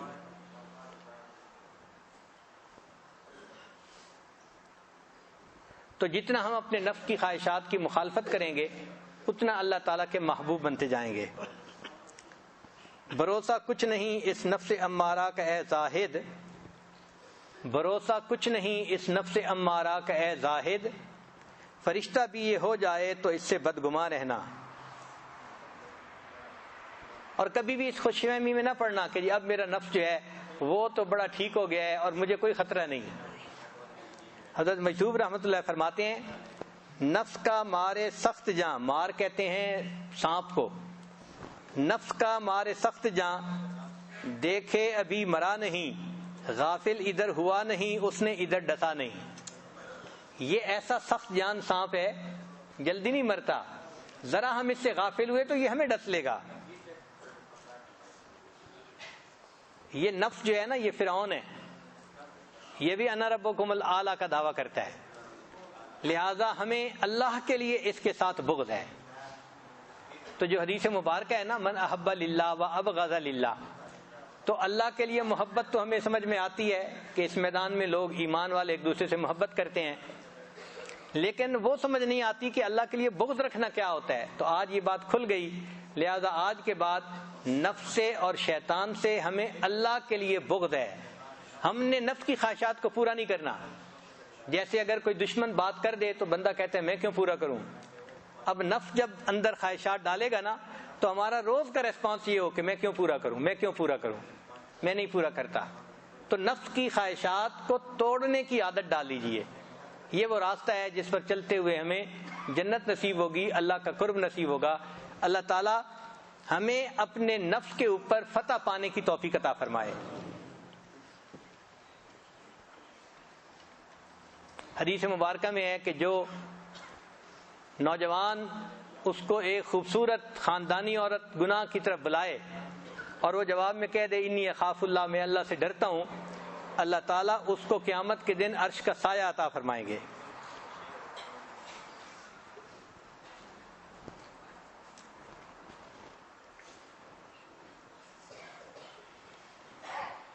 آج کل کا جو یہ میڈیا کا گند ہے اس کے متعلق کچھ سٹیٹسٹک تھی، مگر وہ اتنی گندی ہے کہ اس کو نقل کرنے کوئی دل نہیں چاہتا۔ مجھے بہت تردد تھا کہ یہ بات بتانی نہیں چاہیے، لیکن اس میں عجیب و غریب باتیں ہیں۔ ہر 4 گھنٹے کے اندر ایک ننگی فلم سسٹم کے اوپر اپلوڈ ہو رہی ہے، ہر 4 گھنٹے کے بعد۔ جو انٹرنیٹ دیکھنے والے ہیں ان میں سے 35% جو ننگی فلمیں دیکھتے ہیں وہ عورتیں ہوتی ہیں۔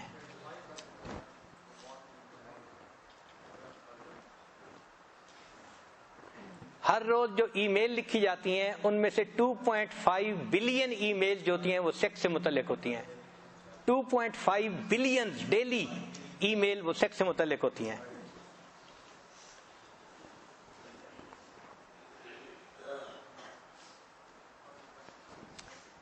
باہر ملکوں میں 56% جو ڈائیورس ہو رہی ہے اس کی بنیادی وجہ بیوی یا میاں ان میں سے کوئی نہ کوئی ننگی فلمیں دیکھتا ہے، اس لیے وہ اپنے ساتھی سے مطمئن نہیں ہوتا اور ان کی زندگی میں پرابلم آتے ہیں۔ 3 سٹیجز ہیں، یہ ذرا سمجھنے والی بات ہے کہ عام طور پہ ہر نوجوان سمجھتا ہے کہ یہ ننگی فلمیں بری چیز ہے، مگر اس کا عادی بنا دیا جاتا ہے، ایڈکشن اس کی ہو جاتی ہے۔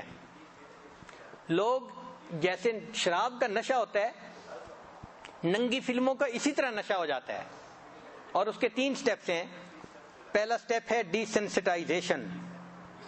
ڈی سینسٹائزیشن کا مطلب یہ کہ جو بندہ ننگی فلمیں دیکھنے لگ جاتا ہے تو وہ پھر برے کو برا نہیں سمجھتا، یعنی شروع کے چند دن تو ملامت ہوتی ہے، پھر وہ روٹین بن جاتی ہے۔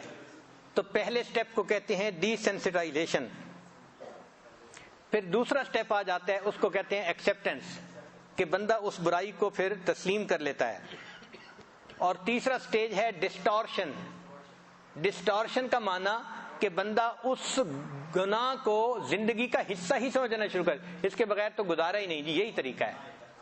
تو آج کل میڈیا کے ذریعے انسانوں کے دماغ اس سوچ کو ڈسٹارٹ کر دیا گیا ہے، جس وجہ سے زندگیوں کے اندر بہت پریشانیاں ہیں۔ شریعت نے شروع سے ہی ان تمام گندی چیزوں سے بچنے کی جو ہے ہمیں تلقین فرمائی، لہذا جو لوگ اللہ تعالیٰ کے راستے پہ چلنا چاہتے ہیں ان کو چاہیے کہ وہ انٹرنیٹ کو تو اپنا دشمن سمجھیں۔ ٹھیک ہے، کاروباری استعمال کی وجہ سے ہم یہ نہیں کہہ دیتے کہ جی ہر بندے کے لیے حرام ہے۔ ٹھیک ہے، جو کاروبار کے لیے استعمال کرتے ہیں تو جائز کام کے لیے جائز ہے، ناجائز کام کے لیے ناجائز ہے، مگر اکثر و بیشتر اس کا ناجائز استعمال ہی ہو رہا ہوتا ہے۔ اس سے بچنے کی کوشش کریں۔ اور فیس بک کے بارے میں تو جواز کا فتویٰ ہی نہیں ہو سکتا، چونکہ کسی نے مجھے یہ بتایا جو اس لائن کے لوگ ہیں کہ فیس بک پہ جو بندہ جاتا ہے پورے 5 منٹ کے اندر کوئی نہ کوئی غیر محرم لڑکی اس کے سکرین پہ آ جاتی ہے۔ تو اگر 5 منٹ کے اندر اس نے غیر محرم لڑکی کو دیکھنا ہے تو اس کا کھولنے کا جواز ہی نہیں دیا جا سکتا۔ تو فیس بک پہ تو جانا ہی حرام ہے، یوں سمجھ لیں۔ جو اللہ کا قرب حاصل کرنے والے لوگ ہیں وہ اس میڈیا کے گند سے اپنے آپ کو بچائیں، اور ہو سکتا ہے کہ اسی گند کی وجہ سے ان کی ترقی نہ ہو رہی ہو، وہ بڑھنا چاہتے ہیں مگر ان کے پاؤں بندھے ہوئے ہیں۔ اللہ تعالیٰ اس گرفتاری سے ہماری جان چھڑائے۔ اور پھر اس کا فائنل نتیجہ لکھا ہوا ہے کہ طلاقیں ہو جاتی ہیں اور بندے ڈائیورس ہونے کے بعد ڈپریشن ہو جاتی ہے، اور ڈپریشن کے بعد اس کا انجام کہ وہ لوگ خودکشی کرتے ہیں۔ جن لوگوں کو ایسی فلمیں یا ایسی چیزیں دیکھنے کی عادت ہو، ان کے لیے بھی چند نصیحتیں ہیں، وہ ذرا سن لیجئے، یہ کام کی باتیں ہیں کہ وہ بندہ اپنی ول پاور کو بڑھائے۔ سب سے پہلا کام ڈٹرمنیشن پاور، ول پاور۔ چونکہ ول پاور مضبوط ہوگی تو انسان انٹرنیٹ پہ تو کام کرے گا مگر گندی ویب سائٹ پہ نہیں جائے گا، اور اگر ول پاور کمزور ہوگی تو پھر خود بخود اس طرف کھنچ جائے گا۔ تو ول پاور کو مضبوط کریں ذکر کی کثرت کے ذریعے سے، اور جن لوگوں کو اللہ نے مضبوط قوت ارادی دی ہے ان اللہ والوں کی صحبت میں بیٹھنے سے اپنی قوت ارادی کو مضبوط کریں۔ پھر جو لوگ ایکسرسائز کرتے ہیں ان کی بھی ول پاور مضبوط ہو جاتی ہے۔ جو لوگ مناسب سوتے ہیں رات کو ان کی ول پاور بھی مضبوط ہوتی ہے۔ پھر جو لوگ فاسٹنگ، روزہ رکھتے ہیں، روزہ رکھنے سے بھی ول پاور مضبوط ہو جاتی ہے۔ میڈیٹیشن، جو لوگ مراقبہ کرتے ہیں اس سے بھی ول پاور مضبوط ہو جاتی ہے۔ اور ایک پوائنٹ یہ ہے کہ جو لوگ ایسا گناہ کرتے ہیں، acknowledge that you are addict, اس کو جسٹیفائی نہ کریں، اپنے آپ کو جسٹیفائی نہ کریں جی میں اس وجہ سے دیکھتا ہوں میری بیوی میری بات نہیں مانتی، میرے ساتھ ٹھیک طرح سے نہیں رہتی، لہذا میں انٹرنیٹ پہ یہ تصویریں دیکھتا ہوں۔ نہیں، ایکسپٹ کریں کہ ہاں میرے اندر یہ گناہ موجود ہے، تب اس کی ریمیڈی ہوگی۔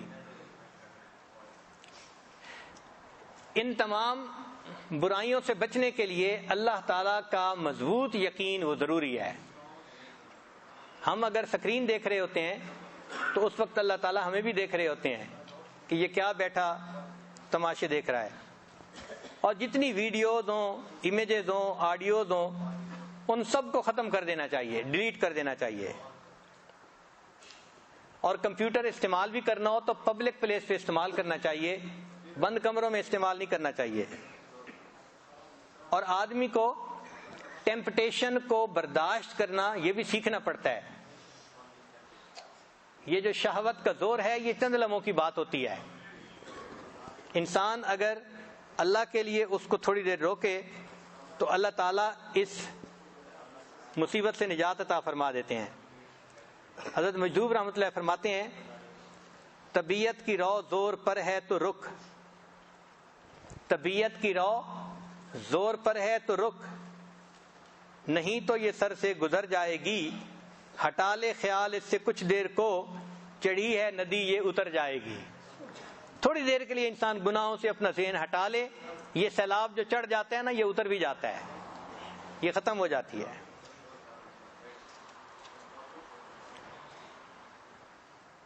فرماتے ہیں کر نفس کا مقابلہ ہاں بار بار تو، 100 مرتبہ بھی ہار کے ہمت نہ ہار تو، اس کو پچھاڑ کے بھی نہ پچھڑا ہوا سمجھ، ہر وقت اس کمی سے رہ ہوشیار تو۔ اب 2-3 نکتے آخر پہ جو ہمیں ذہن میں رکھنے چاہیے کہ یہ شہوت سے متعلقہ جو گناہ ہے نا ان سے بچنے کے لیے 2-3 نکتے ذہن میں رکھیں۔ پہلی بات کہ اللہ تعالیٰ نے انسان کا رزق متعین فرمایا ہے، وَإِن مِّن شَيْءٍ إِلَّا عِندَنَا خَزَائِنُهُ، جو بھی چیز ہے اس کے ہمارے پاس خزانے ہیں، وَمَا نُنَزِّلُهُ إِلَّا بِقَدَرٍ مَعْلُوم، ہم اس کو ایک معلوم اندازے کے مطابق اتارتے ہیں۔ ہم نے دنیا میں کتنے لقمے کھانے ہیں یہ طے شدہ ہیں، کتنا پانی پینا ہے طے شدہ ہے۔ ہم اس وقت تک نہیں مر سکتے جب تک ایک قطرہ جو رزق میں لکھا ہے ہم نے اس کو پی نہ لیا ہو۔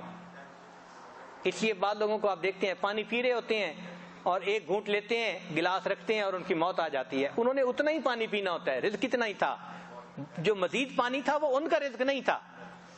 لقمہ لیتے ہیں باقی روٹی رہ جاتی ہے، فوت ہو جاتے ہیں، ان کا رزق اتنا ہی تھا۔ ہماری زندگی میں جو اللہ رب العزت نے ہمارے لیے جنس کے مزے رکھے ہیں نکاح کے ذریعے سے، وہ ہمارا رزق ہے، وہ ہمیں ملنے ہی ملنے ہیں۔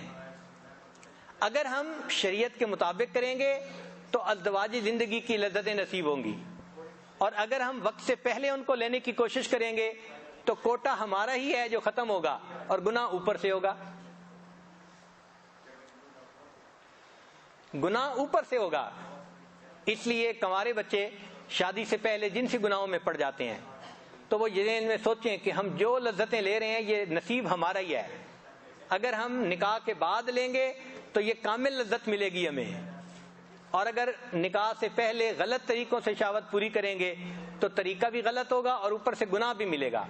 نتیجہ کیا ہوتا ہے کہ اگر شادی سے پہلے ان گناہوں میں پڑ گیا تو جب شادی ہو جاتی ہے تو ان کا کوٹا ہی تھوڑا ہوتا ہے، لہذا وہ اپنے زندگی کی جو ساتھی ہے اس کی تمناؤں کو پورا ہی نہیں کر پاتے۔ اس سے ازدواجی زندگی کے اندر پریشانیاں آتی ہیں، پھر بیویاں خاوند کے سامنے غصہ کرتی ہیں، آرگومنٹ کرتی ہیں، اور اکثر ایسے لوگوں کے درمیان ناچاتی رہتی ہے۔ یا دوسرا طریقہ یہ کہ جب بیوی خاوند سے مطمئن نہیں ہوگی تو وہ بھی گناہ کا راستہ جو ہے اختیار کرے گی۔ تو ایسے لوگ جو کنوارے پن میں گناہوں میں پڑتے ہیں وہ یہ ذہن میں رکھیں کہ شادی کے بعد ایسا نہ ہو کہ ہماری بیوی ہی کہیں گناہ کے راستے میں نہ پڑ جائے۔ اور امام شافعی رحمۃ اللہ فرماتے تھے کہ یہ زنا جو ہے اس کا قصاص ہوتا ہے۔ قصاص کا کیا معنی کہ اگر آج میں زنا کر رہا ہوں تو اس کے بدلے کوئی نہ کوئی گھر کی عورت اس کو پورا کرے گی قصاص کو۔ تو اگر ماں زنا کر رہی ہے تو وہ سوچے کہ کیا میری اس حرکت کا بدلہ میری بیٹی چکائے گی، میری بیٹی بھی اسی راستے پر چلے گی۔ اگر خاوند یہ عمل کر رہا ہے تو اپنی بیوی کے بارے میں سوچے کہ میں اگر کسی غیر عورت کے ساتھ یہ گناہ کر رہا ہوں تو میری بیوی میری بیٹی وہ بھی اسی کو پورا کرے گی۔ حدیث مبارکہ ہے تم غیر عورتوں کے ساتھ پرہیزگاری کا معاملہ کرو، لوگ تمہاری عورتوں کے ساتھ پرہیزگاری کا معاملہ کریں گے۔ اور جو انسان غیر عورتوں کے ساتھ بدکاری کا معاملہ کرے گا تو علماء نے لکھا ہے کہ اس کے گھر میں بدکاری ہوگی، اور اگر گھر کی عورت سے نہیں ہوگی تو گھر کی دیواروں کے ساتھ بدکاری ہوگی، یعنی اس نے اس کا قصاص چکانا ضرور ہے۔ تو کیا ضرورت ہے اس گناہ میں پڑنے کی کہ جس گناہ کا قصاص ہماری اولادیں آگے چکائیں گی، ہمارے اپنے گھروں میں گناہ آئے گا۔ اس لیے اپنے آپ کو گناہ سے روکیے اور وہ عمل کیجئے جس کی شریعت نے اجازت دی ہے۔ جب تک دل میں یہ خوف نہیں ہوگا کہ اس سے اللہ ناراض ہوتے ہیں اور اس کا قصاص دینا پڑے گا، انسان ان گناہوں سے نہیں بچ سکتا۔ چنانچہ یہ دو تین باتیں ذہن میں رکھیں کہ جو کچھ ہوتا ہے وہ ہمارا ہی رزق ہوتا ہے، ہم اس کو خلاف شرع طریقے سے کیوں حاصل کریں؟ یہ تو ایسا ہی ہے کہ مزدور کو تنخواہ ملنی تھی اور وہ تنخواہ کو چوری کر لے، اس کو کون عقل مند کہے گا؟ اور بے وقوف آدمی یہ تمہاری تو تنخواہ تھی، تم 2 دن صبر کر لیتے تو تمہیں مہینے کی تنخواہ مل جاتی، تم نے وقت سے پہلے اس کو چوری کر لیا تو مالک کی نظر میں مجرم بن گئے۔ یہ ہمارا ہی رزق ہے جو ہمیں ملنا ہے، ہم وقت سے پہلے جو کرتے ہیں یہ گناہ تو ہم اللہ کی نظر میں بھی مجرم بن جاتے ہیں۔ اور دوسرا یہ کہ اس کا قصاص ہے۔ اور ایک تیسری بات کہ یہ جو جنسی گناہ ہیں یہ اللہ تعالیٰ کو بہت ناپسند ہیں، اس لیے فرمایا وَلَا تَقْرَبُوا الزِّنَا، زنا کے قریب بھی نہ جانا۔ یہ نہیں کہا کہ زنا نہ کرنا، قریب بھی نہ جانا، یعنی جو اس کی مبادیات ہیں اس سے بھی بچو، بات کرنا دیکھنا یہ ابتدا ہے، اس سے بھی بچو۔ چنانچہ ہم اس سے بچیں اور حیا اور پاک دامنی کی زندگی گزارنے کی کوشش کریں۔ پھر ایک مرتبہ حضرت رحمت اللہ علیہ نے ایک واقعہ سنایا جس کو تلبیس ابلیس میں بھی لکھا ہے۔ ایک حافظ قرآن تھا، اس نے کسی بے ریش لڑکے کو شہوت کی نظر سے دیکھا تو اس کے استاد نے کہا کہ تم نے ایسا کیوں غلط نظر ڈالی؟ تو اس نے آگے سے جسٹیفائی کیا، نہیں میں نے تو ویسے ہی دیکھا ہے، اور کہہ دیا کہ اللہ ایسی شکلوں کو بھی جہنم میں ڈالیں گے۔ تو حضرت رحمت اللہ نے فرمایا کہ وہ حافظ قرآن تھا، اس ایک نظر ڈالنے کی وجہ سے 20 سال کے بعد قرآن پاک ہی بھول گیا۔ تو جب یہ بیان میں واقعہ سنا تو مجھے بہت پریشانی ہوئی۔ بعد میں کھانے پہ حضرت نے اپنے ہاں بلایا تو میں نے حضرت سے عرض کیا کہ حضرت میں کم علم ہوں، کم سمجھ ہوں، مجھے کچھ باتیں سمجھ میں نہیں آتی، آپ اجازت دیں تو میں آپ سے پوچھ لوں؟ فرمایا پوچھو۔ میں نے کہا کہ حضرت ایک بندے نے ایک مرتبہ بدنظری کی، اتنی بڑی سزا کہ قرآن پاک کو ہی سینے سے نکال لیا گیا؟ تو حضرت نے فرمایا ہاں، وہ اس لیے کہ یہ اللہ تعالیٰ کی غیرت کا معاملہ ہے۔ میں نے پوچھا حضرت کیا مانا؟ تو فرمایا کہ نبی الاسلام نے فرمایا کہ انا اغیر الناس، میں انسانوں میں سب سے زیادہ غیور ہوں، واللہ اغیر منی، اللہ مجھ سے بھی زیادہ غیور ہیں۔ تو اللہ غیرت کرتے ہیں کہ کہ ایک بندہ مجھ سے محبت کرنے کی بجائے غیر سے محبت کا اظہار کر رہا ہے، یہ اللہ کی غیرت کا معاملہ ہے. اور جہاں غیرت کا معاملہ آ جاتا ہے وہاں اللہ تعالیٰ ایمان سے بھی محروم کر دیں تو یہ بھی ممکن ہے. اس لیے جو دوست لکھتے ہیں نا آئی لو یو، یہ 3 لفظ لکھتے ہوئے ہاتھ کانپنے چاہیے، بندے کا دل کانپنا چاہیے کہ میں کسی کو یہ لفظ لکھ رہا ہوں، کہیں ایسا نہ ہو کہ اس میسج کو بھیجنے پر اللہ تعالیٰ اپنے دفتر میں یہ لکھوا دیں کہ I don't love this person, یہ تو غیر سے محبت کرتا ہے، یہ میرے محبت کرنے والوں میں شامل نہیں ہے، اس کا نام نکال دو میری. تو کہیں اللہ کے دفتروں سے ہمارا نام ہی نہ نکال دیا جائے. ایسے الفاظ مت کہیں کسی کو، اس کو کہیں جہاں شریعت نے اجازت دی ہے، اس کے علاوہ نہیں. تو یہ اللہ تعالیٰ کی غیرت کا معاملہ ہے. اس لیے ایسے گناہوں سے بچنا اور اللہ تعالیٰ سے معافی مانگنا یہ ہمارے اوپر لازم ہے. اللہ تعالیٰ ہمیں شہوت کے گناہوں سے محفوظ فرمائے اور ہمیں اپنے نفس پر غالب آنے کی توفیق عطا فرمائے. وآخر دعوانا ان الحمد للہ رب العالمین. کچھ دیر مراقبہ کر لیجیے.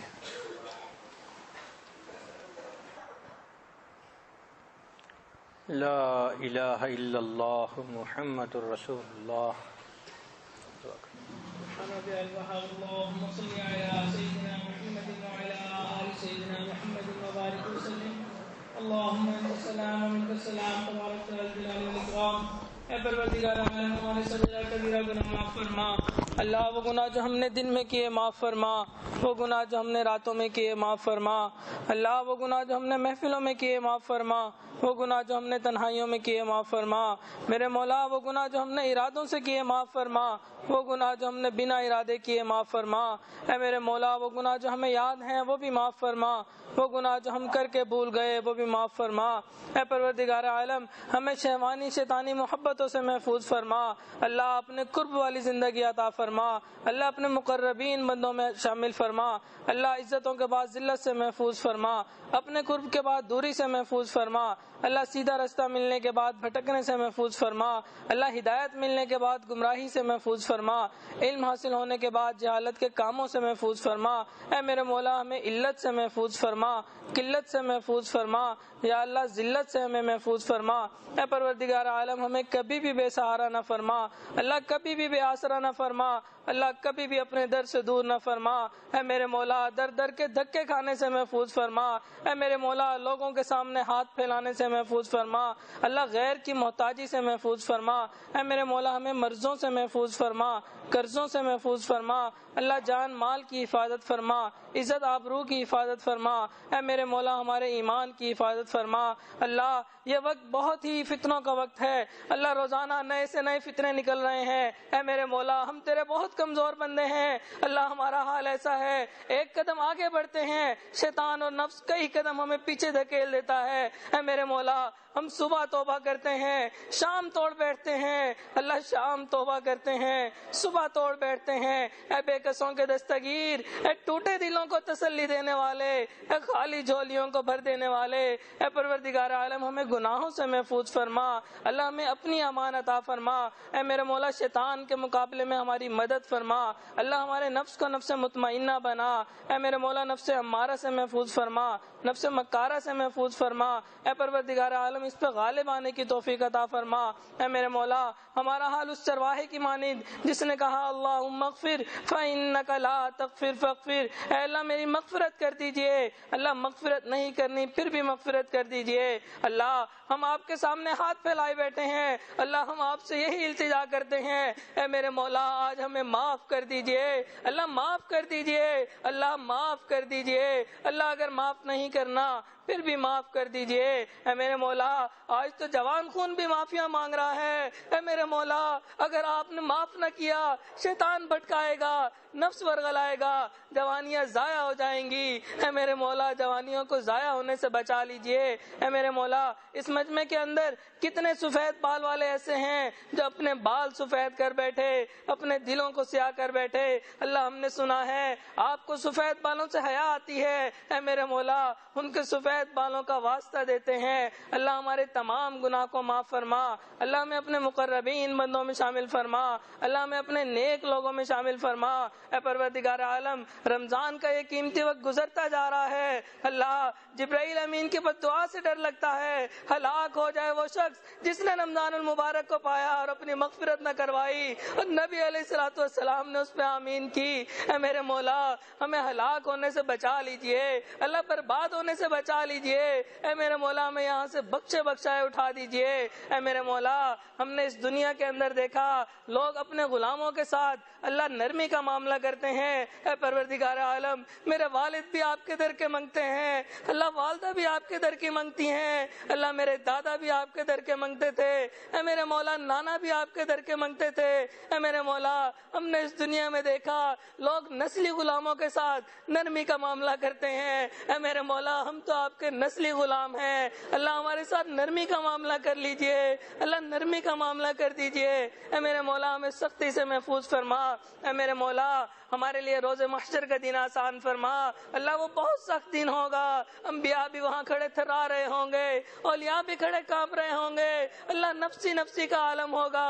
اے میرے مولا، اگر آپ نے ہمارا حساب کتاب کھول لیا، اللہ ہمارا تو کوئی عمل ایسا نہیں جو آپ کے سامنے پیش کرنے کے قابل ہو، اللہ ہمیں بغیر حساب کتاب جنت عطا فرما، اللہ نبی علیہ الصلوۃ والسلام کے حضور حاضری عطا فرما، اللہ ان کے ہاتھوں سے کوثر کا جام عطا فرما، ان کی شفاعت عطا فرما، ان کے قدموں تلے میں جگہ عطا فرما۔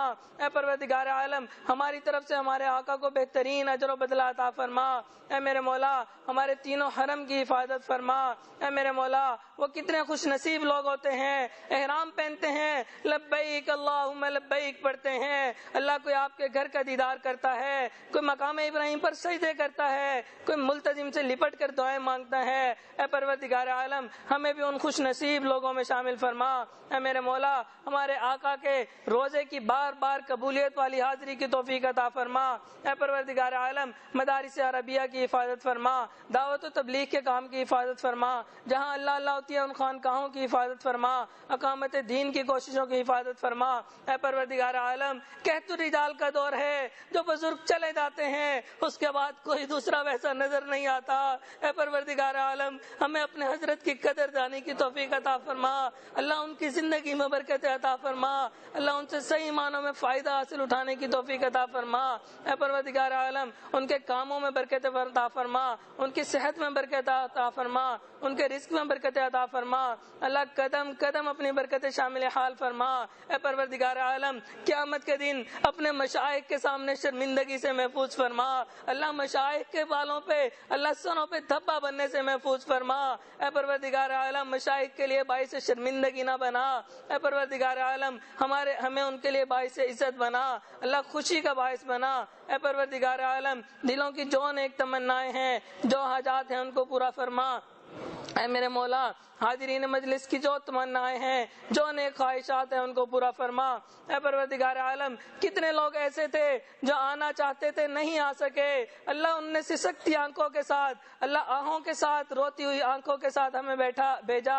اے پروردگار عالم، ان کی بھی دلوں کی نیک تمناؤں کو پورا فرما۔ اے پروردگار عالم، اسلام کا بول بالا فرما، کفر کا منہ کالا فرما۔ اے پروردگار عالم، اسلام کو عزت رفتہ عطا فرما۔ اللہ اس وقت امت مسلمہ پریشان ہے، اللہ امت کو اللہ سایہ عطا فرما، اللہ اپنی رحمت عطا فرما۔ اے پروردگار عالم، ہم سب کو اپنے مقربین بندوں میں شامل فرما۔ اے میرے مولا، ہمارے عزیز اقارب مشائخ رشتہ دار جو اس دنیا سے رخصت ہو گئے، ان کی مغفرت فرما، جن کی آپ نے مغفرت کر دی، قرب کے اعلیٰ ترین درجات عطا فرما۔ اے میرے مولا، ہمیں روحانی جسمانی بیماریوں سے محفوظ فرما، اللہ ہمیں حسد سے محفوظ فرما، بخل سے محفوظ فرما، تکبر سے محفوظ فرما، کینے سے محفوظ فرما، اللہ غصے سے محفوظ فرما۔ اے پروردگار عالم، ہمیں چوری سے محفوظ فرما، اللہ زنا سے محفوظ فرما، میرے مولا تمام برے کاموں سے ہمیں محفوظ فرما۔ اے میرے مولا، نبی علیہ الصلوۃ والسلام نے جو خیریں آپ سے مانگی وہ بھی ہمیں عطا فرما، جن شرور سے پناہ مانگی ہمیں بھی پناہ عطا فرما۔ اے میرے مولا، جو مانگا وہ بھی عطا فرما، جو مانگنا چاہیے تھا نہیں مانگ سکے وہ بھی عطا فرما۔ صلی اللہ تعالی علی حبیبہ سیدنا محمد وآلہ واصحابہ اجمعین برحمتک یا ارحم الراحمین۔